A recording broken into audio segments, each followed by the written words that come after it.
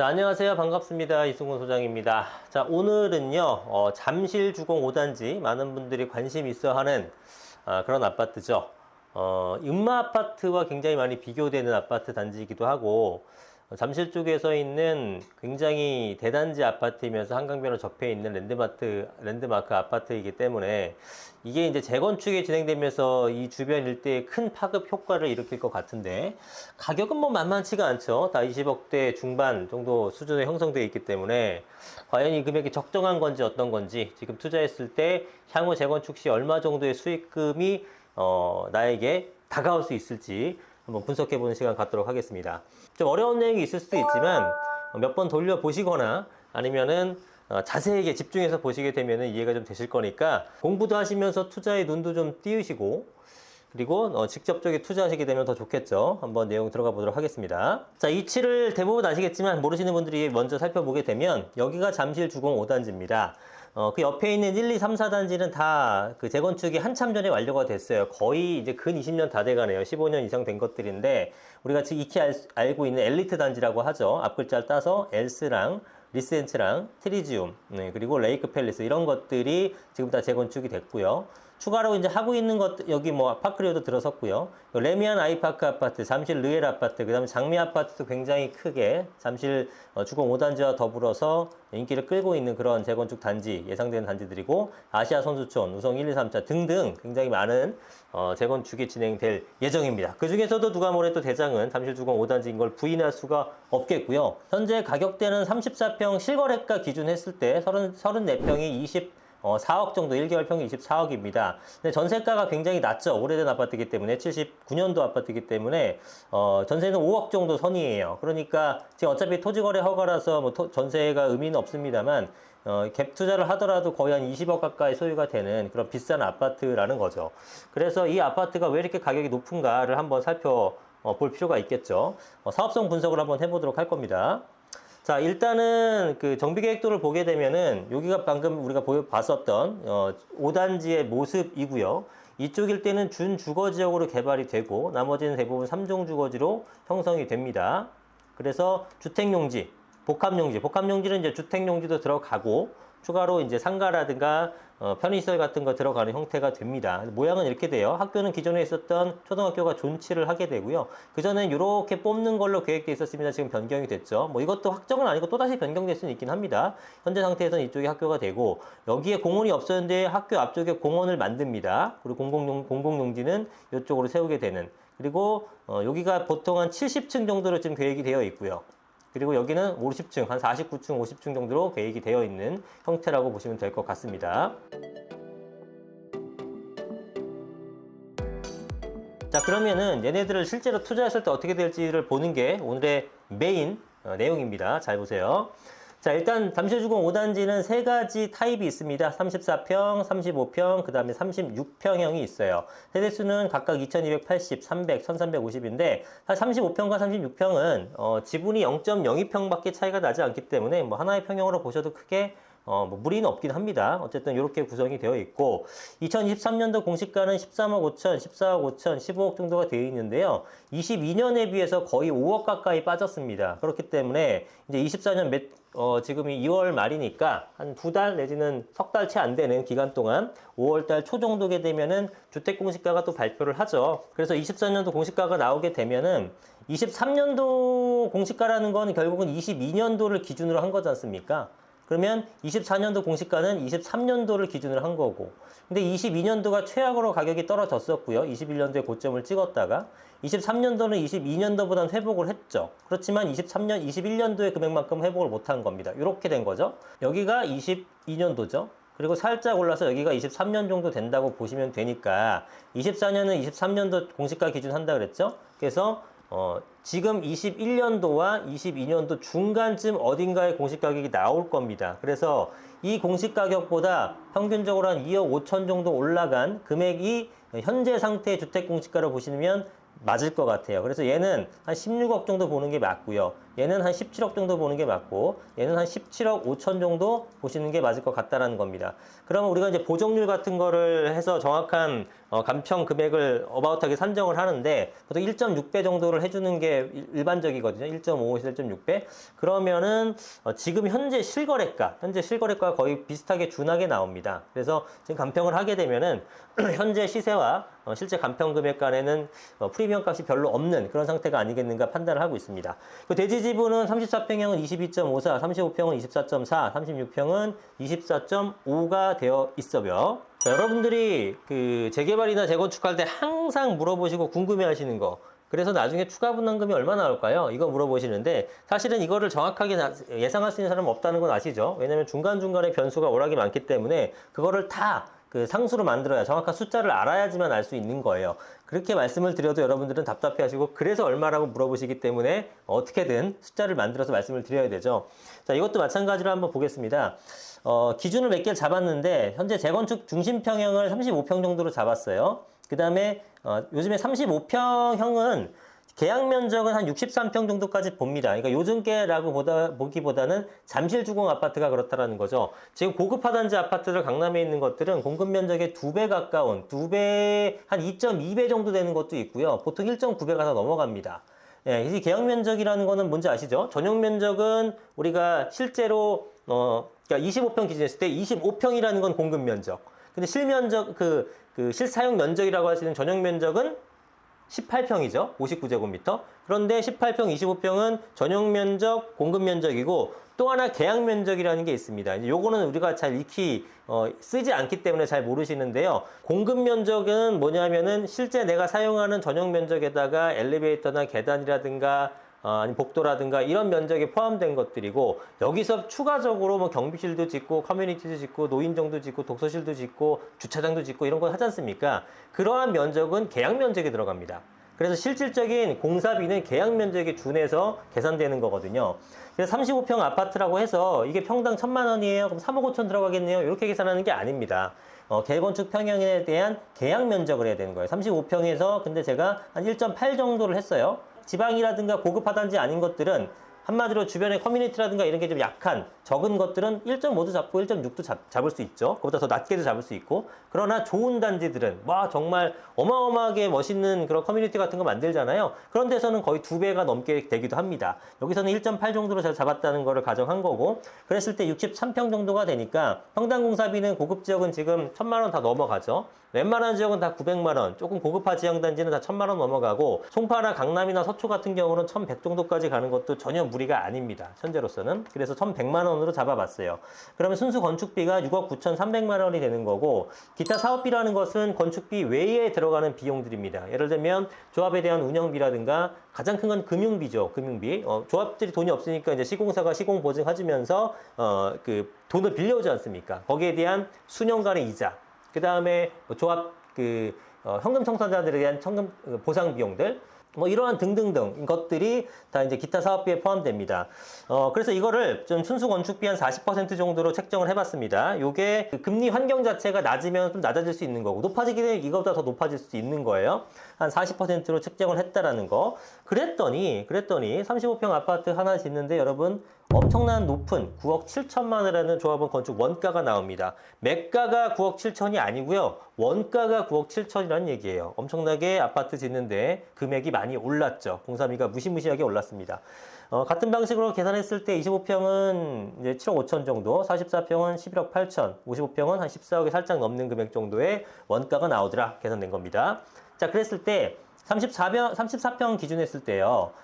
보유한 대지 지분이 22.54평입니다. 그런데 여기서 제가 계산해봤더니 이게 전체 획지 면적이 35만 제곱미터 정도 되는데 실질적으로 주택용지라든가 복합용지로 사용하는 거는 26만 2천 평인가 그래요. 26만 2천 제곱미터인가 그래요. 그거를 이래저래 짜려봤더니 원래 기존에 있는 것들 빼고 기존에 있는 뭐 학교를 존치한다거나 공원에 있는 거 이런 거 빼고 추가로 이제 기부 찬업한 것들을 계산해 보니까 한 10.9% 정도 됩니다. 그래서 10.9% 22.54에 10.9% 정도인 거는 기부 찬업 비율로 빠졌다라고 보는 거고요.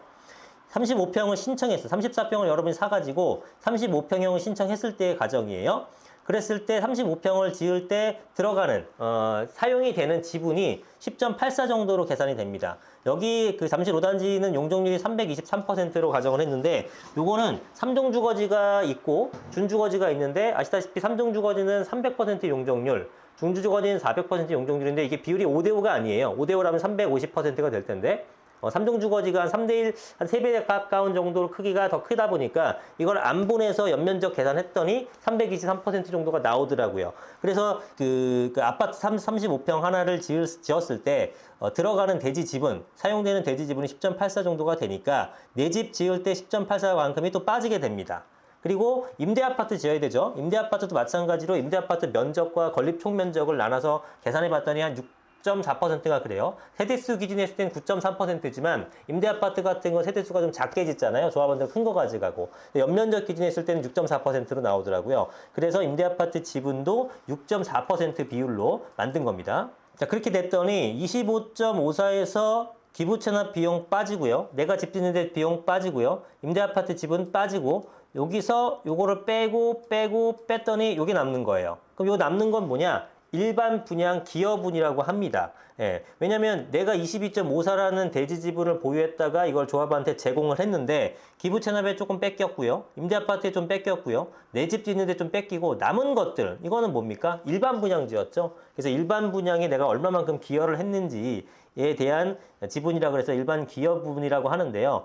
여기서 이제 일반 기여분에 따라서 내 분담금이 책정이 됩니다. 그래서 여기서는 일단 일반 분양가를 35평형 20억 8천 정도 책정했습니다. 요거는 주변 시세 7천만 원인데 85% 계산하니까 5,950만 원 이렇게 단순하게 해봤던 거고, 자 그랬을 때 건축비는 6억 9,300이라 그랬죠. 이러한 그 기타 사업비는 조합원들이 분담하는 거고 일반 분양은 순수 건축비만 계산하면 된다. 그러면 20억 8천의 분양가인데 원가는 6억 9,300이니까 요거 한 채 팔았을 때 얼마가 남아요? 13억 8,900이 남는다는 얘기입니다.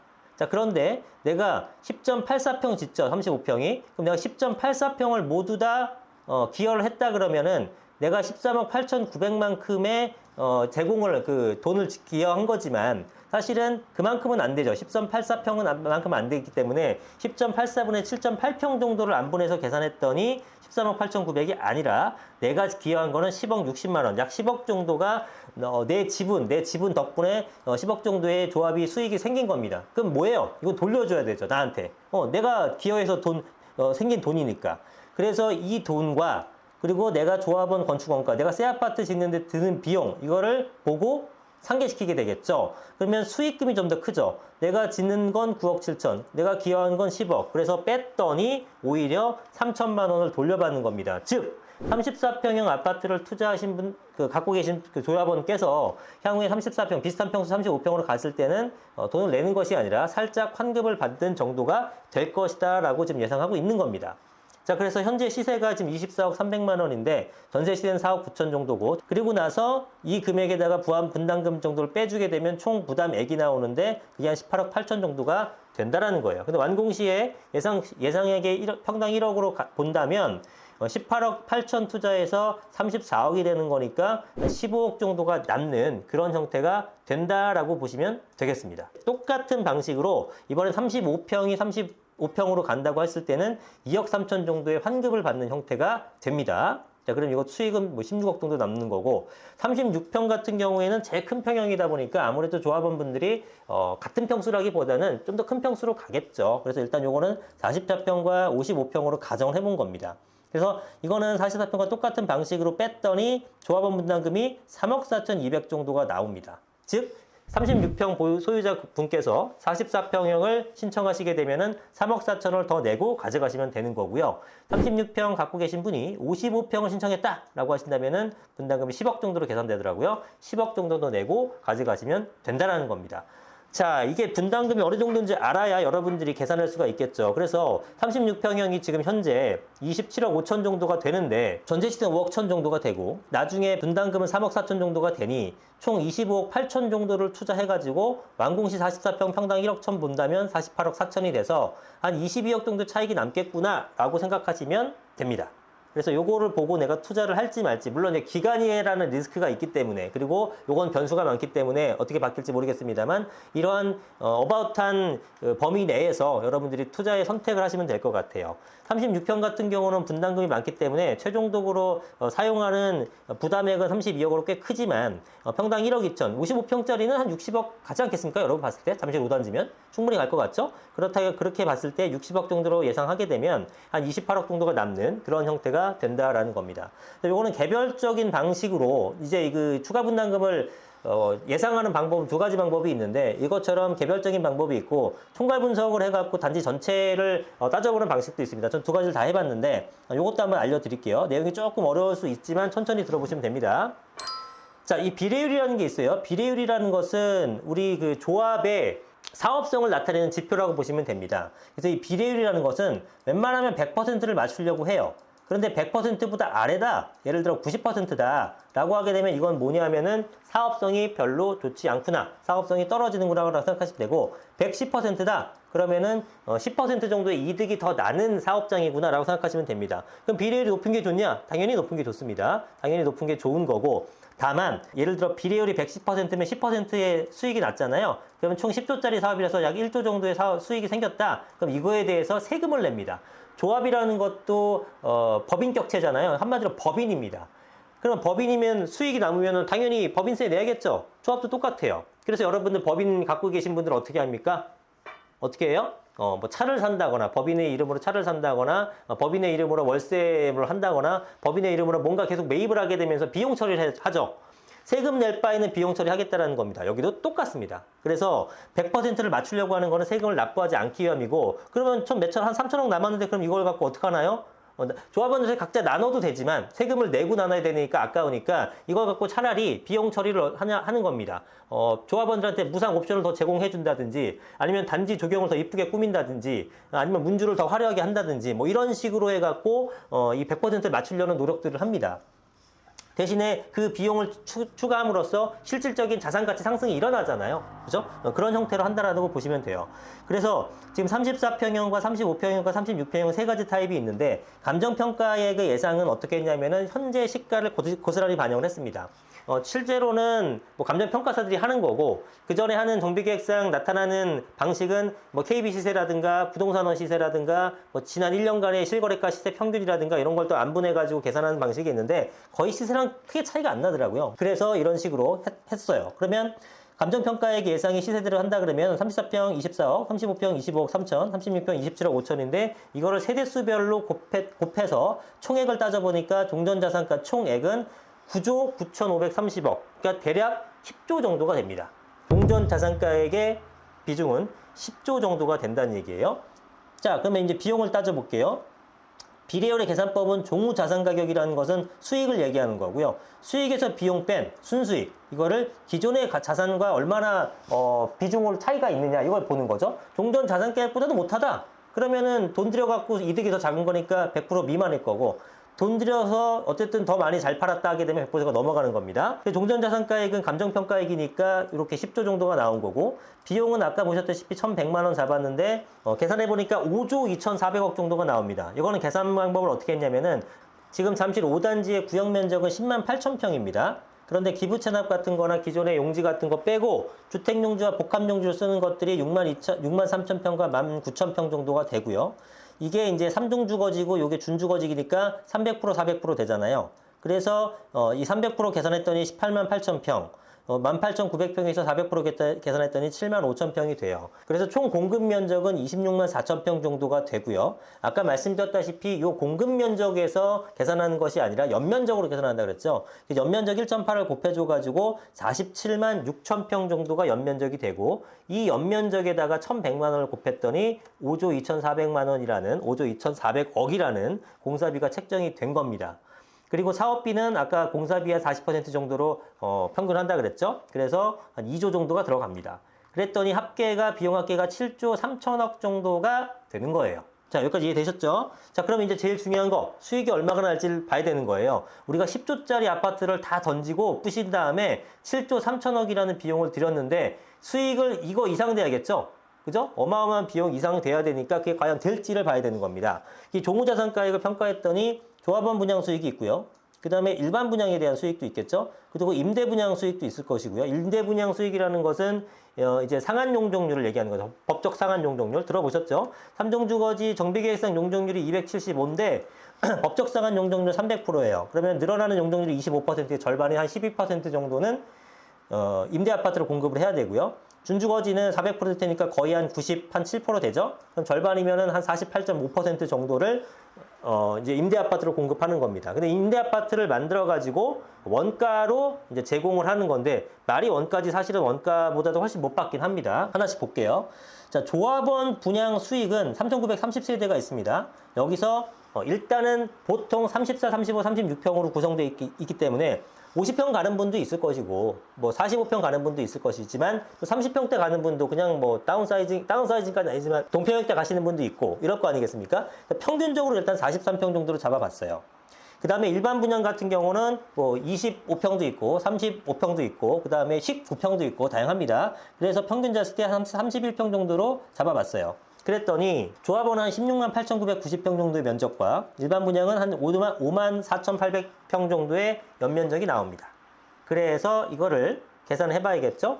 일반 분양 수익의 평당가를 어떻게 따졌냐면 주변 시세가 7천만 원 정도인 거를 감안해서 이거는 향후 미래의 가격을 책정하는 거니까 벌써 엘리트 단지들이 2006년 7년도니까 주공합 5단지랑 비교하게 되면 거의 연식 차이가 20년 넘게 날 거 아니겠습니까? 그 다음에 6천 세대라는 어마어마한 단지, 뭐 다른 데도 3, 4천 세대 크긴 합니다만 어떤 상징성, 랜드마크, 그리고 한강변과의 접근성 이런 것들이 획기적으로 좋아졌기 때문에 한 1.5배까지도 보거든요. 근데 제가 이제 계산 이것저것 한번 제 나름대로의 공식을 적용해서 해보니까 1.45배 정도 차이가 날 것 같은데 1.45배 정도 되면 7천만 원에 1.45배면 1억 150만 원인가 그렇다고요. 평당가가 그 정도 나오는데 거기서 한 85%. 그랬더니 이 8,600만 원 금액이 나온 거예요. 그래서 일반 분양 평당가는 8,600. 그 다음에 조합원 분양 수익은 일반 분양의 80%니까 약 7천만 원 정도 이렇게 잡은 거예요. 그래서 16만 8,990평에 7천만 원 했더니 11조 8천억이 나오고요. 조합원 분양 수익은. 일반 분양 수익은 5만 4,800평에 평당 8,600 했더니 4조 7천억이 나옵니다. 이렇게 수익이 생겼고요. 임대 분양 수익은 임대 아파트는 총 587세대인가 여기가 나타나게 되고요. 그 비중을 봤더니 이렇게 구성됩니다. 19, 25, 31, 35평으로 지어지는데 주택용지에 지어지는 것과 복합용지에 지어지는 것들이 있어요. 그 연면적을 따져봤더니 이렇게 나와서 계산해보니까 16,922평입니다. 그런데 이게 16,922평을 원가 우리가 공사비 원가인 1,100만 원에 해주면 좋겠는데 실제로 그렇게 안 해줍니다. 현저하게 낮아요. 그래서 전 이거를 목적표선거 고시로 따져보게 되면 340만 원밖에 안 되더라고요. 그래서 한 400만 원 정도로 책정을 했습니다. 그랬더니 요거는 676억이 나와요. 그래서 676억 정도가 임대 분양 수익인 거고요.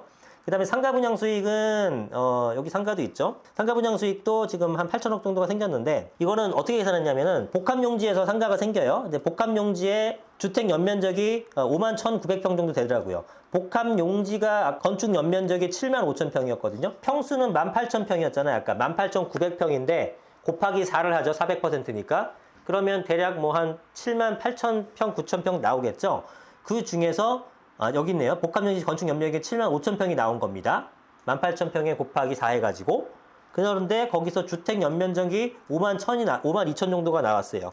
그래서 복합용지 중에서 주택을 제외한 연면적이 23,890평이 나왔고 여기 중에서 뭐 상가 비율을 70% 봅니다. 다 100% 상가만 짓는 게 아니니까 이것저것 판매용 복합시설들 등등등 들어가니까 70% 비율로 가정했을 경우에는 한 16,700평 정도의 상가가 지어질 거라고 봤고 그것을 1층, 2층, 3층, 지층으로 나눠가지고 1층 같은 건 전용당 1억 5천, 그러니까 전용률 50%라고 본다 그러면 분양평당 한 7,500만 원. 무난하죠? 이 정도면은 뭐 전혀 무리 없을 것 같긴 합니다. 제 느낌엔 그래요. 그리고 2층은 1층에 60%, 3층은 1층에 45%, 지층은 1층에 60%. 이건 주변의 거래 사례를 보고 안분 평균한 겁니다. 이 정도로 판단했을 때의 가격을 봤더니 전용당 1억 원 정도가 나와요.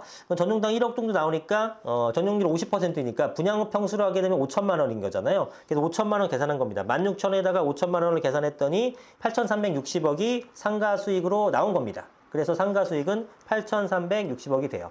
자, 그러면 조합원 분양 수익 11조 8천과 일반 분양수익 4조 7천과 임대 분양수익 676억 원과 상가 분양수익 8,360억을 더했더니 17조 4,500억이라는 수익이 생깁니다. 자, 그래서 다 나왔죠. 이제 비례율을 계산할 수가 있습니다. 종후자산가는 17조 4,500억, 비용은 7조 3천억. 그걸 빼고 종전자산가액으로 나눴더니 계산이 101.63% 정도가 나오는 거예요. 중요한 것은 이제 분담금이 그러면 어느 정도 나오는지를 판단해 보는 거죠. 그래서 우리가 분담금을 봤더니 조합원 분양가는 평당 7천만 원으로 계산해서 이 정도로 책정을 했고요. 물론 이거 달라집니다. 올라갈수록 금액이 높아질 거는 같아요. 좀 더 좋은 위치에 또 고급화를 지을 테니까. 근데 7천만 원을 일단 평균적으로 잡아봤고요. 34평과 35평, 36평형이 아까 우리가 권리가액 뭐 100%라고 가정하고 요 정도 나왔단 말이에요. 그러면 34평형이 24억 300을 내가 갖고 있는 가치인데 새로운 아파트 34평을 받았더니 23억 8천만 원이래요. 그러면은 24억 주고 23억 8천을 받은 거니까 2,300만 원 돌려받아야겠죠? 이런 식으로 계산되는 겁니다. 그래서 34평형은 34평으로 갔을 때 살짝 돌려받는 거고요. 35평은 34평 갔을 때 당연히 좀 더 많이 돌려받는 거고 36평은 더 많이 돌려받게 되죠.